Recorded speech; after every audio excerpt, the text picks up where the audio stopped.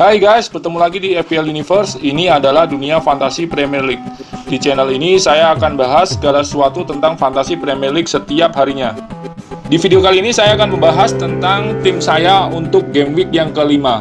Di game week kelima ini saya akan merencanakan menggunakan wildcard. Kenapa saya gunakan wildcard? Saya akan jelaskan di video setelah ini. Bagi Anda yang sudah subscribe, saya ucapkan terima kasih banyak. Bagi yang belum, silahkan klik tombol subscribe-nya, nyalakan loncengnya, sehingga Anda akan mendapatkan informasi-informasi terbaru tentang fantasi Premier League. Di channel ini saya akan membantu Anda untuk menentukan transfer setiap minggunya, sehingga Anda siap untuk menghadapi game week setiap minggunya. Langsung saja guys, saya review dari game week yang keempat untuk tim saya, yaitu Blora United. Di game week yang keempat ini kembali lagi saya menghasilkan poin yang sangat rendah. Ini saya mendapatkan 38 poin, di mana rata-ratanya 48. Ini membuat saya turun peringkat jauh sekali di peringkat overall 3.570.000. Skor tertinggi adalah 160. Kemudian review dari game week keempat saya di sektor kiper, Ramsdale sekali lagi memberikan penampilan yang buruk. Sheffield United belum menemukan performanya yang bagus, defense-nya masih berantakan di 4 game week ini. Ini membuat saya berpikir ulang untuk menggantinya. Kemudian Trent Alexander-Arnold secara mengejutkan kalah 7-2 dari Aston Villa sehingga nilai -1. Kemudian Kastanye juga secara mengejutkan, Leicester kalah dari West Ham United 3-0. Walker Peters back 4,5 juta pound sterling saya memberikan clean sheet dalam kemenangan Southampton adalah nilai terbesar dari back saya. Kemudian Charlie Taylor, Burnley juga kalah, Taylor nilai cuma 1. Kemudian kapten saya nilainya sangat jelek, De Bruyne secara mengejutkan, City juga tidak mampu meraih kemenangan, nilainya hanya 2. Kemudian Salah ini menyelamatkan minggu saya, nilainya 13. Ini dari meskipun Liverpool kalah 7-2 dari Aston Villa, Salah mencetak 2 gol, menghasilkan poin 13. Lagi-lagi saya salah memasang ban kapten. Dari 4 game week, saya hanya benar 1 kali memasang ban kapten. Di game week yang keempat ini saya salah lagi. Salah 13, kemudian Fernandes mencetak 1 gol dalam kekalahan United dari Spurs 6-1, nilainya 6. Fernandes juga hanya bermain di 1,5 pertandingan, di halftime dia diganti. Kemudian Podence, meskipun Wolverhampton menang 1-0, Podence tidak memberikan assist maupun gol. Kemudian Mitrovic juga demikian, nilai cuma 2. Vardy juga secara mengejutkan, Leicester kalah. Dari tim saya secara mengejutkan, cadangannya Bissouma mencetak gol meskipun Brighton Hove Albion kalah, nilai 9 dari bonus poin 2 juga. Ini saya waktu itu berharap Podence tidak main, tapi ternyata main sehingga mengakibatkan cadangan saya tidak naik ke atas. Bisa dilihat overall ranking saya sangatlah buruk. Ini yang membuat saya memutuskan untuk menggunakan wildcard. Saya sudah pernah bilang sebelumnya, gunakan wildcard apabila benar-benar emergency. Apabila nilai Anda stabil jelek, tidak mengalami peningkat, Anda menginginkan perubahan yang sangat signifikan terhadap tim Anda. Untuk itu saya memutuskan di game week yang kelima ini saya mengaktifkan wildcard saya. Apalagi game week kelima ini ada waktu 2 minggu untuk mengganti pemain. Ini waktu yang cukup bagi saya untuk memilih, mencari sumber informasi yang ada, pemain mana yang tepat untuk saya gunakan di game week yang kelima. Dari 4 game week saya sudah bisa mendapatkan berbagai informasi, pemain-pemain mana saja yang akan saya gunakan untuk tim saya di wildcard ini. Langsung saja guys, ini adalah tim wildcard saya, draft tim wildcard saya. Di sektor kiper ada Emiliano Martinez. Martinez ini sudah bermain 3 kali. Dalam 3 kali permainannya dia mendapatkan 3 kali kemenangan. 2 kali diantaranya adalah clean sheet. Dia hanya kebobolan 2 gol di kemenangan Aston Villa terhadap Liverpool 7-2. Dengan harga 4,5 juta pound sterling, Martinez ini menurut saya cukup pantas untuk mengisi dari sektor kiper. Harga tersebut apabila diberikan kiper lain, saingannya yaitu McCarthy maupun Ryan. Tapi saya melihat permainan Aston Villa di 3 game week, menurut saya pertahanannya juga cukup bagus. Saya berpikir Martinez adalah pilihan terbaik di kiper harga 4,6 juta pound sterling. Kemudian cadangannya adalah Steer. Steer ini adalah cadangan dari Martinez sendiri. Kenapa saya memilih dia?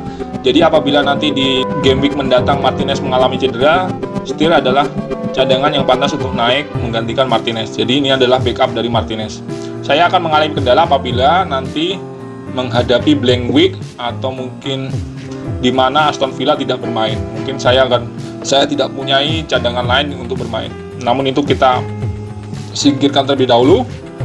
Belum ada keterangan tentang blank week dari Aston Villa. Yang ada adalah kemungkinan double game week dari Aston Villa. Ini karena Aston Villa tidak bermain di game week yang pertama. Kemudian selanjutnya adalah sektor back. Back premium pertama saya adalah Robertson. Kenapa tidak Trent Alexander-Arnold? Kenapa back Liverpool? Ini masih menjadi pertanyaan.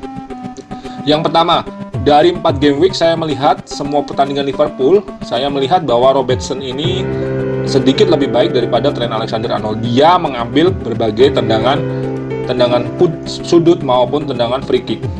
Dia juga mencetak gol di satu game week. Kemudian Trent Alexander-Arnold di musim lalu lebih sering untuk mengambil free kick. Namun di 4 game week ini saya melihat Robertson lebih cenderung mengambil free kick daripada Trent Alexander-Arnold. Jadi saya memutuskan dengan harga yang lebih murah setengah juta pound sterling, Robertson adalah pilihan tepat bagi saya. Kemudian kenapa tidak back Liverpool yang lain juga? Saya melihat bahwa Alisson mengalami cedera. Dari berita yang saya dengar bahwa dia akan mengalami cedera selama beberapa minggu, jadi Adrian akan menggantikan Alisson. Ini membuat pertahanan Liverpool sedikit lebih limbung. Contohnya adalah waktu dibantai 7-2 dari Aston Villa.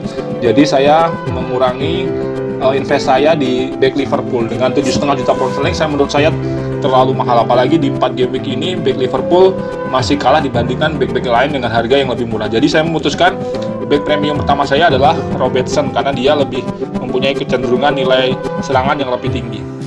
Yang kedua adalah back dari Chelsea yaitu Ben Chilwell. Ini pertama kali dia bermain melawan Crystal Palace, dia langsung mencetak 1 gol dan 1 assist dan 1 clean sheet dengan nilai yang tinggi yaitu 18. Saya juga melihat Ben Chilwell di musim lalu juga mencetak nilai yang cukup signifikan. Kemudian di Chelsea ini dia baru mengalami sembuh dari sakit cederanya.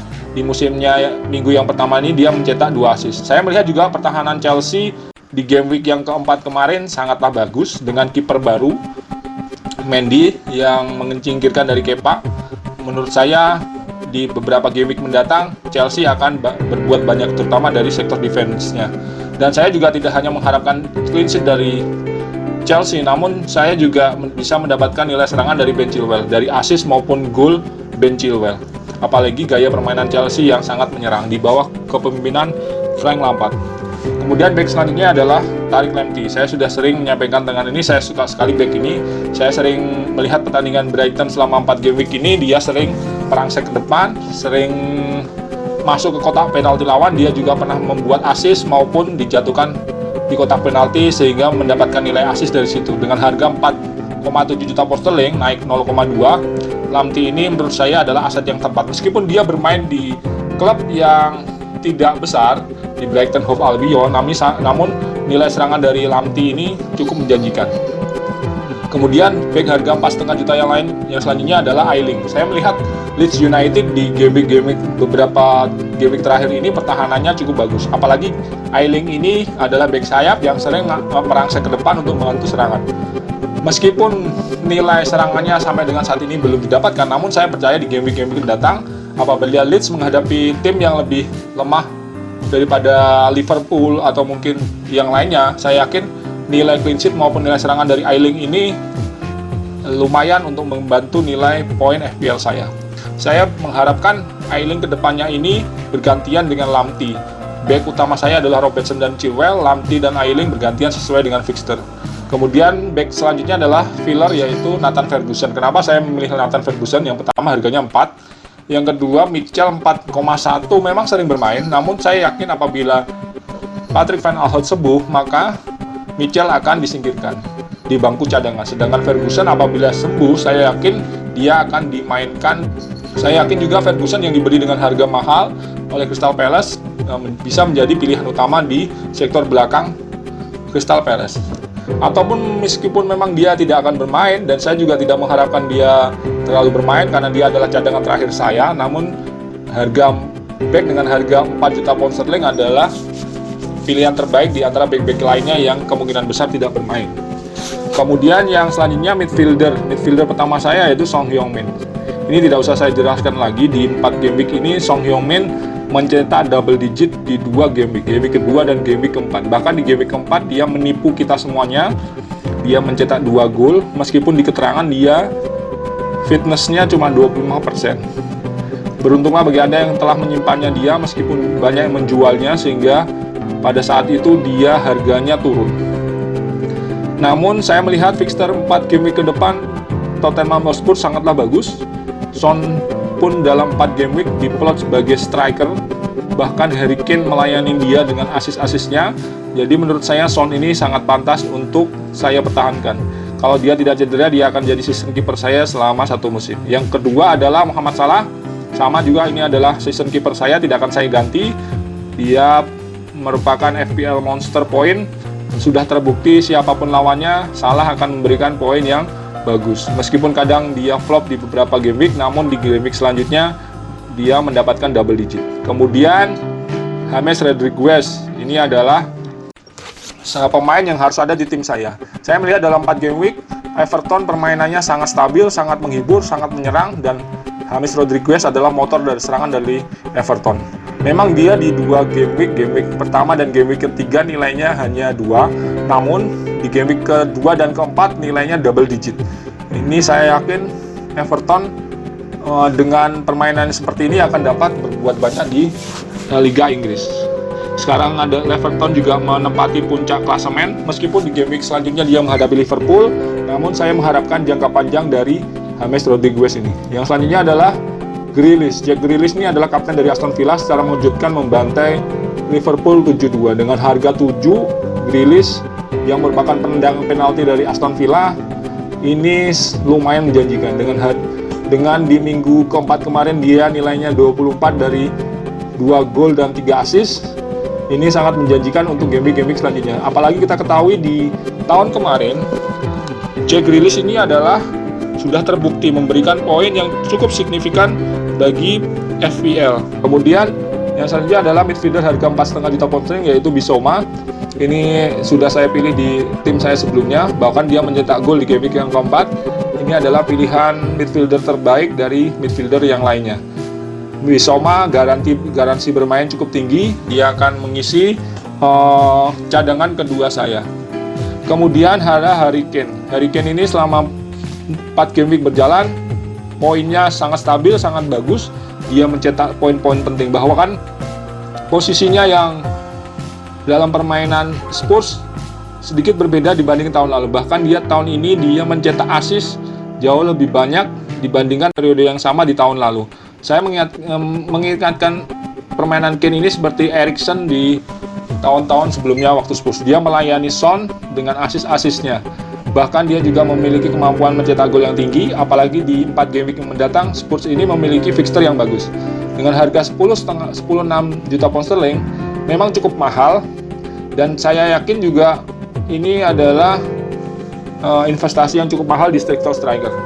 Kalau misalnya Kane nanti di kemudian hari fixturnya tidak bagus dan dia flop, saya dengan cukup mudah bisa menggantinya dengan Jamie Vardy atau mungkin striker yang lainnya. Jadi lebih mudah bagi saya untuk mendowngradekan Kane ke striker lainnya daripada saya mencari striker murah dan saya mengalami kesulitan untuk menaikkannya untuk membeli Kane. Yang selanjutnya adalah Dominic Calvert-Lewin. Ini adalah kesalahan pertama saya tahun ini. Harga pertamanya 7, sekarang sudah 7,8.